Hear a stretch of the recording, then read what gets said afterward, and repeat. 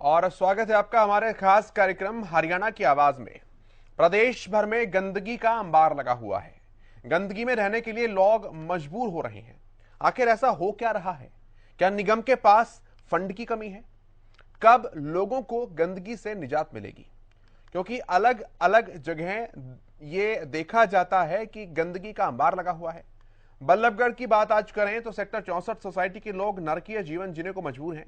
Society के अंदर sewer का गंदा पानी भरा हुआ है। इसके चलते वाहनों का निकलना तक दूभर हो गया है।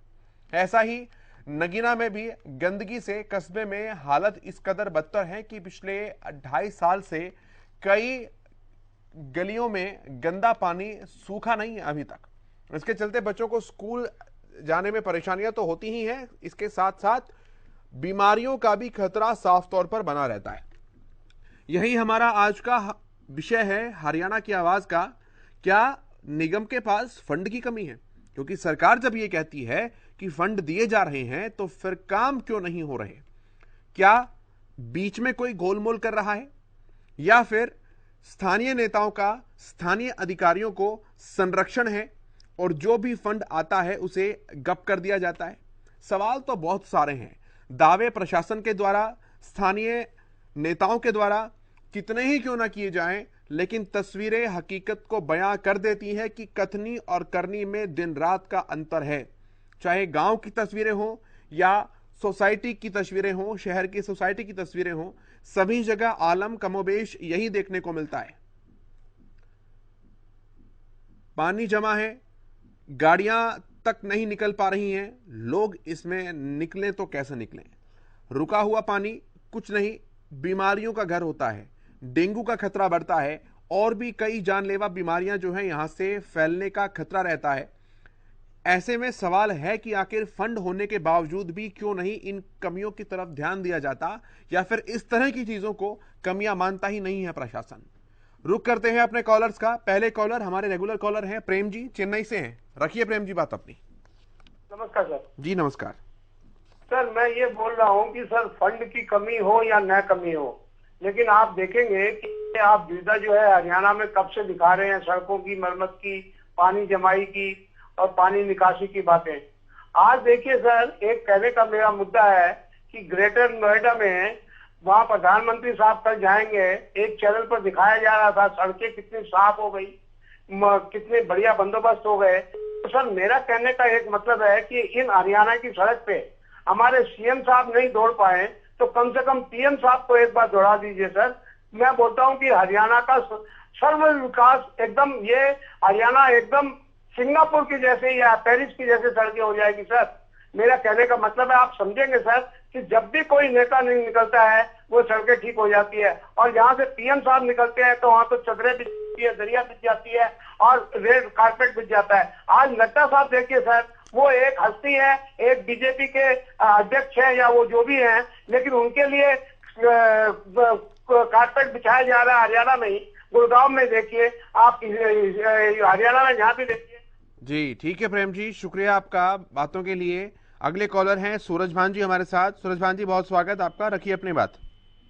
नमस्कार सर। जी ये नमस्कार। जो स्वच्छ भारत, आपको याद होगा मोदी जी द्वारा एक घोषित प्रायोजित वो किया था प्रोग्राम, जिसमें किशन रेड्डी नाम का एक कह रहा था कि पता नहीं है मोदी क्या करवा के मारेगा। ये वही सरकार है जी, झूठ और जुमले पेश करती है, प्रोग्राम ना जाने कितने घोषित करती है। रोजगार देने का ये करते हैं, नौकरियां देने का ये वादा करते हैं, किसानों की आय दुगने की ये करते हैं। ये सफाई का हाल आपके सामने है। झूठ और जुमले के सिवाय अचानक तो दिया कुछ नहीं। हाँ, ये जनता की नादानी है कि झूठे और जुमलेबाजों को आज भी वोट दे रही। ये हमारी कमी है। ये इसके आगे किसी के आगे रोने की जरूरत नहीं है। खुद सुधरेंगे तो ये सरकार सुधरेगी। इनका एक ही इलाज है, झूठ और जुमलेबाजों को दफा करो, सफाई अपने आप हो जाएगी। धन्यवाद। बहुत शुक्रिया सूरज भान जी आपका।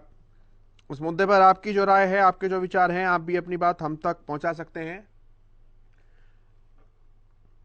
अगले कॉलर ज्वाला प्रसाद जी हमारे साथ जुड़े हैं। स्वागत है ज्वाला जी आपका, रखिए अपनी बात। राधे जी, वंदे मातरम जी। जय गौ माता।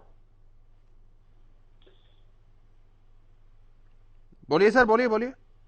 हाँ जी, हाँ जी, हाँ जी। देखिए, जो मीडिया के माध्यम से जो नगर निगम की जो लापरवाही दिखाई दे रही है, ये नगर निगम की ही लापरवाही नहीं है। ये तो आप पूरे भारत में घूम कर देख लीजिए, मीडिया के माध्यम से पता चल जाएगा कि हर एक डिपार्टमेंट में कर्मचारियों की जो है ना लापरवाही देखने को मिल जाती है। सबसे पहले तो मैं सीएम साहब से रिक्वेस्ट करना चाहूंगा कि वो अपने जो कर्मचारी हैं, चाहे वो किसी भी डिपार्टमेंट के, उनको स्ट्रिक्ट से स्ट्रिक्ट पहले तो पोलाइटली आदेश दें, फिर नहीं मानते हैं तो स्ट्रिक्टली आदेश लागू करें, और आदेश इस तरह से लागू करें ताकि जनता से फीडबैक लिया जाए कि जनता के लिए ये सेवा ठीक कर रहे हैं, तभी इनकी सैलरी जो है ना 1 तारीख को आए। क्योंकि मोस्टली जो कर्मचारी होते हैं वो सैलरी ही लेने के लिए 1 तारीख का वेट करते, इंतजार करते हैं। उन्होंने जनता की सेवा से कोई मतलब नहीं होता, चाहे वो कितना भी जनता जो है ना परेशान होती रहे, कितना भी जनता जो है ना किसी भी प्रकार से दुख तकलीफें उठाती रहे, लेकिन उनके कान पर जो नहीं रेंगता। और फिर ये बजट इतना भारी भरकम जो टैक्स आता है, 125 करोड़ हमारी जो भारतीय सम्मानित व प्रतिष्ठित जो जनता है, उनका जो टैक्स जमा हो रहा है, तो वो टैक्स जनता के ऊपर खर्च कीजिए ना। हम 70 सालों से देखते आ रहे हैं कि 70 सालों से जनता के ऊपर जो जनता से किया हुआ करप्शन वो जनता के ऊपर यूटिलाइज नहीं हो रहा। क्यों? हमारे बाबा मंगलान जी कहा करते थे, जैसे सूर्य घड़े से भी जल लेता है, नदी नाले तालाब छोटे पोखरे छोटी छोटी जगह से भी जो है ना जल लेता है, समुद्र से भी जल लेता है, और जल लेकर जब बादल काले हो जाते हैं और वो जब पब्लिक के ऊपर बरस जाते हैं तो वो सफेद हो जाते हैं। तो मैं नेताओं से भी कहना चाहूंगा, आपने भी भ्रष्टाचार से इतना धन कमाया है, कोई बात नहीं, कमा लीजिए, लेकिन वो धन समाज के ऊपर फेंक दीजिए ना। आप भी पाक साफ हो जाइए, आपका काला धन है, पानी लेने के बाद जैसे बादल काले हो जाते हैं तो आपने भी तो अपना कालापन कर रखा है। तो उसी तरह वो पैसा आप समाज के ऊपर फेंक दीजिए, कम से कम 50% तो फेंक दीजिए, इतनी तो रहमदिली करिए जनता के ऊपर। जिस जनता ने तुम्हारे ऊपर दिल्ली और चंडीगढ़ का रास्ता दिखाकर पास बनाया है, तो कम से कम तुमने जनता को तो लूटा, तो इतना मतलब धुआंधार बैटिंग की तरह लूटा है, तो कम से कम 50% तो अपनी मर्जी से यूटिलाइज कर दो ताकि जनता तुम्हें और आशीर्वाद दे दे।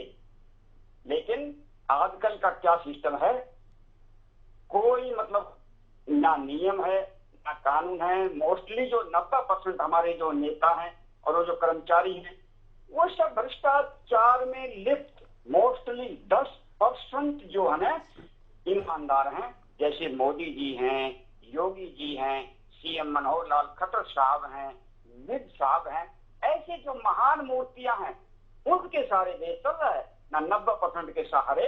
और अब एक और नारा दिया जा रहा है, भारत जोड़ो यात्रा, एक नया नारा। और भारत ठीक है ज्वाला जी, मेरा विषय वो नहीं है। बहुत शुक्रिया आपका अपनी बात रखने के लिए। अगले कॉलर के पास चलते हैं। बलदेव जी जुड़े हैं हमारे साथ, सिरसा से हैं आप। स्वागत है बलदेव जी, रखिए अपनी बात। नमस्कार जी। जी नमस्कार। ये जो आप देते हैं, ये तो हर एक शहर में आपको कहीं न कहीं किसी न किसी मोहल्ले में मिल जाएगा। और उसका कारण है, ये मेरे भाई ज्वाला प्रसाद जी कह रहे थे, कर्मचारी नहीं अधिकारी हैं, और या ऊपर के राजनीतिक जो नेता हैं इसके जिम्मेवार। ये जब भी ज्वाला प्रसाद जी बोलते हैं कर्मचारियों पर करते हैं। कर्मचारी क्या करें जब अधिकारी उनको कुछ देंगे ही नहीं, सामान नहीं देंगे, तो कर्मचारी कहाँ से? उनकी तो इतनी तनख्वाह नहीं होती कि वो अपने तनख्वाह से वो लगा सकते हैं। तो मैं ज्वाला प्रसाद जी से वो करना चाहूंगा कि वो आप कर्मचारियों नहीं अधिकारियों के बारे में बोल रहे हैं, या तो उनके पुत्र अधिकारी हैं इसलिए वो अधिकारियों का नाम नहीं ले रहे। और जहां तक उन्होंने कहा है कि भ्रष्टाचार, तो कर्मचारी नहीं अधिकारी और ये आपके नेता करते हैं भ्रष्टाचार। कर्मचारी तो उनके वो प्यादे हैं, उनको देते हैं क्योंकि ऊपर से उनके ऊपर दबाव होता है तो उनको कमा के देते हैं। कर्मचारियों के ऊपर जब ये दबाव हट जाएगा अधिकारियों का, जैसे बाहर इंग्लैंड और वगैरह में है तो चाहे वो राष्ट्रपति है चाहे चपड़ासी है, उनकी एक जैसी सुनाई होती है। यहाँ क्या है कि मुंह देख के थप्पड़ लगता है कि अगर अफसर है तो उसका छोड़ देते हैं। आप ये बताओ कि एक चपड़ासी कभी वो ले सकता है रिश्वत जब तक अफसर न चाहे, और जब पकड़ा जाता है तो चपड़ासी को पकड़ देते हैं और अफसर को निकाल देते हैं। ये आप कहीं भी देख लो। इसी तरीके से ये इसका मर्डर हुआ है अपने सोनाली फोगाट का, उसकी क्यों नहीं ये सीबीआई जांच करवाते हैं? ठीक है बलदेव जी, बहुत शुक्रिया आपका हमारे साथ जुड़ने के लिए। अगले कॉलर हैं हमारे साथ, मनोज जी हैं, आप फरीदाबाद से हैं। स्वागत है मनोज जी, रखिए अपनी बात। अब बता दें, फरीदाबाद में अगर बात की जाए तो कहीं ना कहीं जो बाढ़ है या कॉलोनियां हैं, आज भी वहां पर गंदगी का इतना अंबार लगा रहता है कि कहीं ना कहीं जो अगर पार्षद की अगर बात की जाए तो काम करने की जो वादे हैं बड़े बड़े वो लोगों से करते हैं, पर कहीं ना कहीं जो उनके वादे हैं वो भी फेल होते हुए नजर आते हैं। क्योंकि धरातल पर अगर बात की जाए तो कागजों में काम तो किया जाता है, पर अगर हकीकत में काम को चेक किया जाता है तो वो कहीं ना कहीं नजर नहीं आता। ठीक है, बहुत शुक्रिया आपका जानकारियों के लिए। तो इस मुद्दे पर आपकी भी अगर कोई राय है, आपके भी अगर कोई विचार हैं तो आप रख सकते हैं हमारे साथ। हमारे नंबर्स भी लगातार फ्लैश हो रहे हैं टीवी स्क्रीन पर, और हमारे सवाल हैं, प्रशासन आखिरकार कब तक ऐसे ही सोता रहेगा? फंड होने के बाद भी आखिर क्यों हालात नहीं सुधरते हैं? और निगम जैसा कि बताता है, क्या वाकई फंड की कमी निगम के पास होती है? इन समस्याओं का जिम्मेदार आखिरकार है कौन? आपके मोहल्ले का क्या कुछ हाल है? क्या आप भी निगम की लापरवाही से परेशान हैं? क्या जो निगम के अधिकारी हैं जिनके ऊपर जिम्मेदारी है इस तरह की, उन्हें किसी का संरक्षण प्राप्त है? सरकार की सख्ती आखिर कब इन पर देखने को मिलेगी? ये हमारे सवाल हैं जिन पर आप अपनी राय, अपनी बात, अपने विचार हमारे साथ साझा कर सकते हैं। हमारे नंबर्स हैं वो फ्लैश हो रहे हैं लगातार टीवी की स्क्रीन पर। आप इन पर कॉल कीजिए और अपनी बात हम तक पहुंचाइए।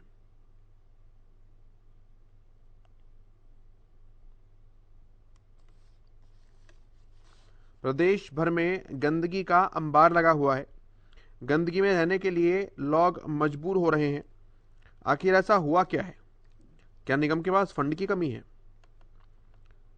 बल्लभगढ़ की सेक्टर 64 सोसाइटी के लोग परेशान हैं क्योंकि पानी का जल जमाव हुआ है।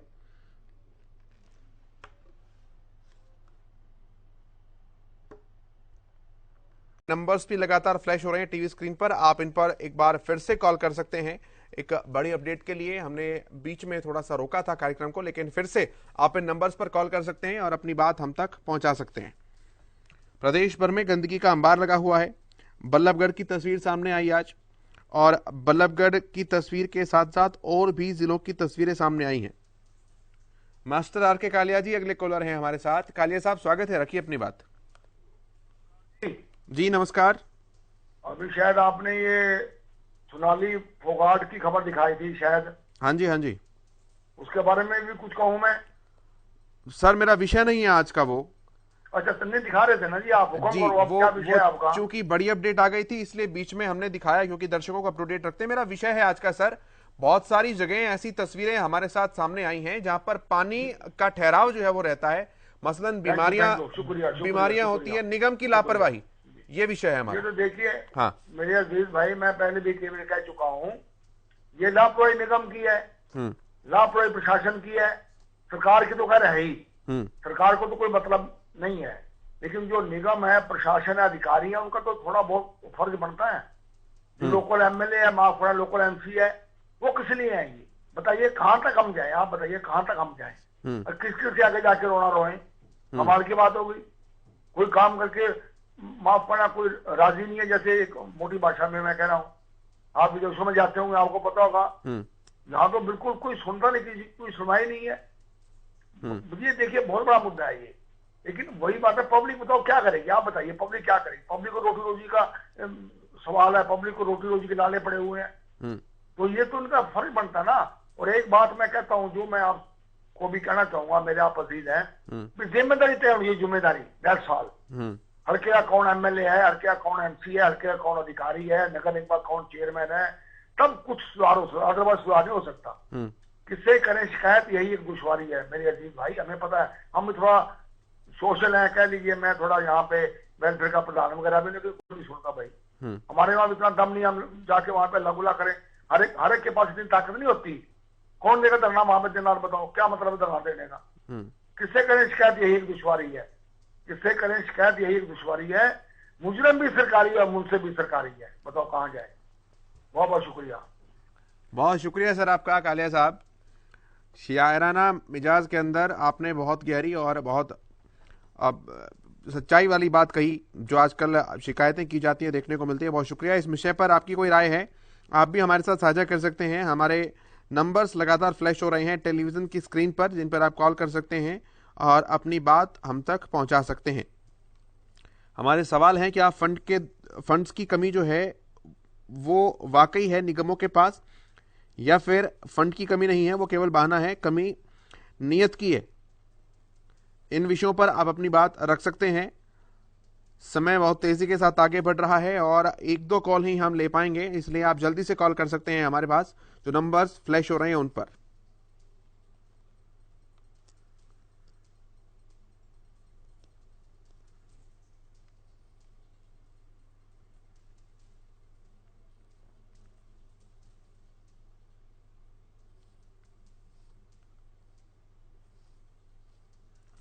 पूरे प्रदेश में गंदगी का अंबार जो है वो लगा हुआ देखा जा सकता है।